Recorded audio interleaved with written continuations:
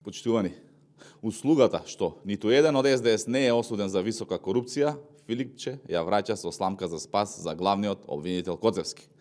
Фактот што ниту еден функционер од СДС, кои држа високи државни позиции и за кои постојат сериозни индиции, но и докази за големи криминали, не е во затвор, говори каква е врската на СДС со главниот обвинител Љупчо Коцевски и зошто тие во собрание се бореа да му дадат сламка за спас преку негласање на интерпелацијата за него.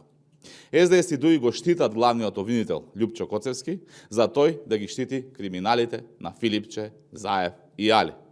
На милиони украдени од ЕСМ и РЕК, на стотици тендери во здравството, нема ниту еден случај на одговорност.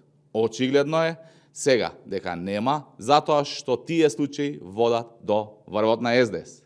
СДС со негласањето на интерпелацијата целосно се разголи и покажа кој го постави, кој стои и кој го одржува во живот главниот обвинител Коцевски. Се додека Љупчо Коцевски е главен обвинител, се дотогаш нема да има одговорност за криминалците од СДС и ДУИ, зашто тие се штитат меѓусебно.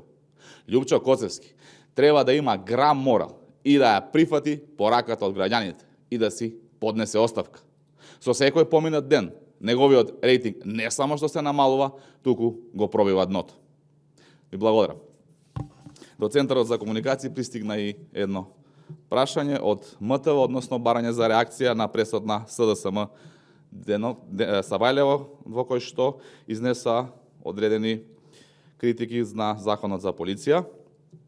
Она што сакаме да го истакнеме дека СДС токму тие ја партизираа полицијата и институциите, и додека СДС управуваше со институциите, професионалците беа шиканирани, а напредуваа само оние партиски подобните.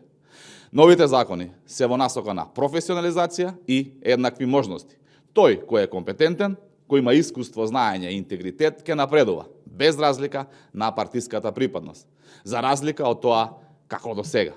Сите тези на СДС се само блед опит да дефокусираат од моменталните теми, како драмолетката што ја направија околу интерпелацијата на Коцевски, каде се разголија и го покажаа вистинското лице.